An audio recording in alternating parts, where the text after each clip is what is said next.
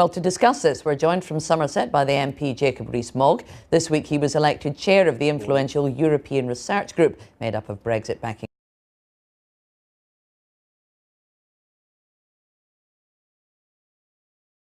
last month over its Brexit strategy. Welcome to you both, gentlemen. Lord Adonis, you've made your opposition to Brexit very clear. You recently described it as a nationalist spasm that can be stopped. Do you think the EU withdrawal bill, when it comes to the Lords, is the opportunity to stop Brexit?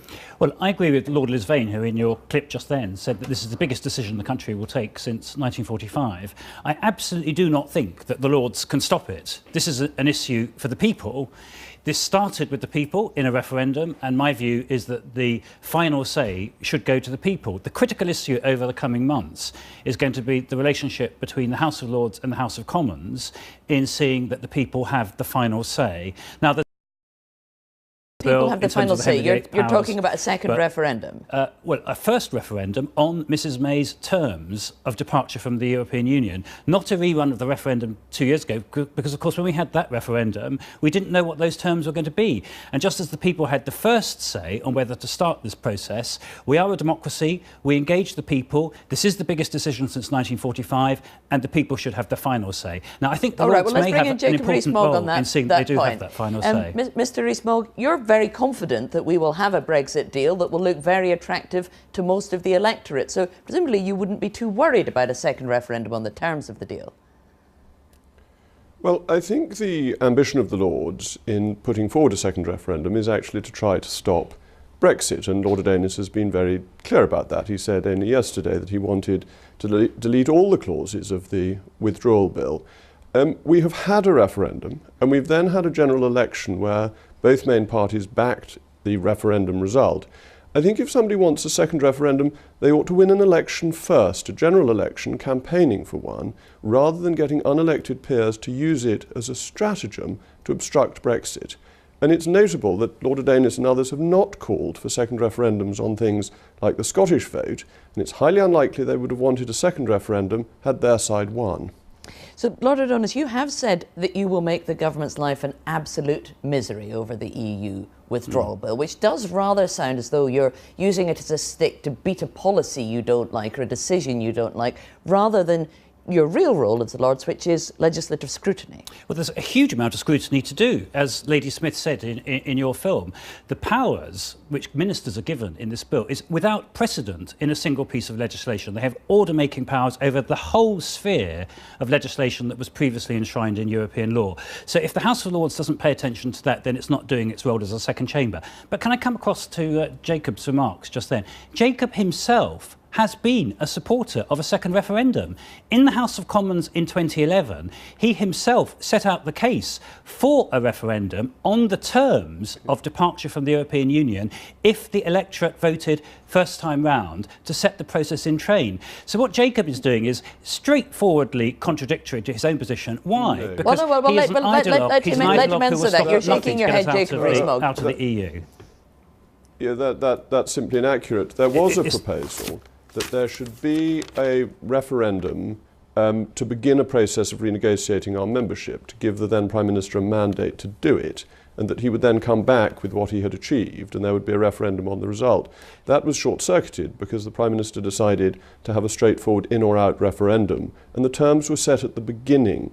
So Lord Adonis is talking about a speculation, a discussion, before the referendum terms were set. The referendum terms were set. Everyone knew what they were voting for, to leave the European Union. It was clear that meant leaving the single market and leaving the customs union. And I put again to Lord Adonis, he would not be calling for a second referendum had Remain won.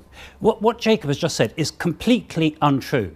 We did not know what the terms were when we voted 2 years ago. Indeed, the Conservative manifesto for the election before said that we would stay in the single market. And these are Jacob's words, because let's be accurate about this. These were his words in the House of Commons in 2011. It might make sense to have the second referendum after the renegotiation is complete. completed. Oh, but he says he's well, talking about the precisely, he's talking about Cameron's renegotiation but that he went to before the EU exactly referendum. the same principle applies now. We've had a negotiation. We're seeing the terms that Mrs May is coming back with, and it's absolutely right that the people should have a say on those terms, and it shouldn't be Jacob Rees Mogg and the Brexit ideologues who decide what the terms are of our departure from the European Union. Jacob Rees Mogg? Well, the difficulty with this is that people decided in a referendum. The general election manifestos of both parties committed to carrying out the result of that referendum.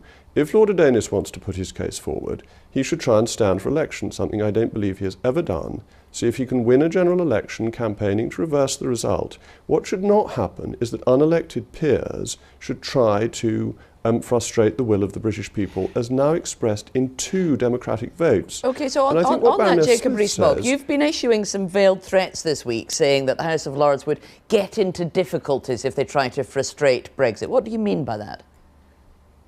Well, I think what Baroness Smith is saying is actually very sensible, that the House of Lords will abide by the constitutional conventions, that it will look to revise. I have concerns about some of the Henry VIII powers myself, so I think that's a perfectly reasonable thing for the Lords to look at in its normal constitutional role.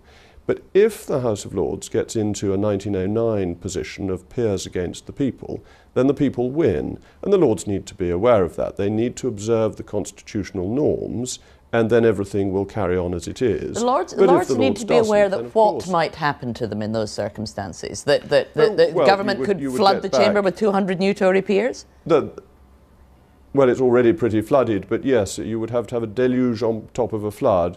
The House of Lords has to abide by the constitutional norms, otherwise the Prime Minister would be perfectly entitled to use the reserve powers to create more peers. But I hope that won't be necessary. This, again, is a conditional. It's not something that I'm calling for. Lord Adonis? What Jacob is doing is threatening the Lords. He's a Brexit ideologue who will stop at nothing to get Brexit through without the people having the final say. But what he's also doing is dodging the issue, because nobody is talking about the House of Lords asserting itself against the people. The issue which it will come down to is if the House of Lords invites the House of Commons, that is Jacob and his colleagues, themselves to reach a decision again on the issue of whether there should be a referendum on the final terms. That is not anti-democratic. That is the proper expression of democracy and the role of the House of Lords. As I say, that is something which Jacob himself has supported in the past. It's no longer convenient for him to recognise that fact, but I'm afraid people's past does catch up with them. His ally Nigel Farage has now come to support a referendum on Mrs May's Brexit deal because he realised it's inevitable. My own view is that in the coming months, as people realise the gravity of this decision and the fact that Parliament itself is not in a great place to take it because there has been a referendum, I think the case for a referendum on Mrs May's terms will be unstoppable, and the House of Lords will play an important democratic role in inviting the House of Commons to reach a decision on that. Jacob Rees Mogg, it would be ironic, wouldn't it, if the British Constitution, working its way through as it does, the House of Lords making revisions, sending them back to the Commons, for you to argue against that when what you wanted was us to take back control of our own government? I'm all in favour of taking back control and decisions being made in the House of Commons with the Lords acting as a revising chamber. But you have to understand the motives of people who want this second referendum. They are trying to obstruct Brexit. Lord Adonis compared the decision to leave as big a mistake as appeasement in the 1930s. There is deep-seated, almost hysterical opposition to the Brexit decision by the Remainers, and they are using this as a stratagem to frustrate Brexit. But what they should do is not use the unelected Lords, but they should campaign in a general election if they've got the courage to do it, which the Labour Party notably didn't in 2017, to call for a second referendum and a reversal of the result. But they don't have the courage to do that because they know the British people aren't with them. OK, let me ask you one slightly different thing, Jacob Rees Mogg, before we finish. Are you excited that the Bayeux Tapestry is coming to Britain? You don't think this is maybe a bit cheeky of the French to be sending to us something that celebrates a Norman victory over the English?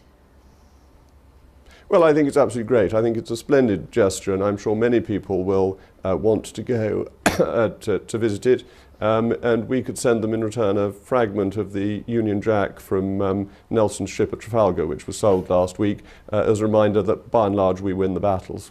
Any idea what we could send them in return for the Bayeux Tapestry? Well, some people have suggested we should send Jacob in return, but the problem is the Bayeux Tapestry is much more recent in its views than Jacob for the most part. However, on this big issue of Brexit, the crucial thing is that we'll have to leave that there. the people should Lord have the Adonis, final Jacob say. Rees Mogg, thank you very much.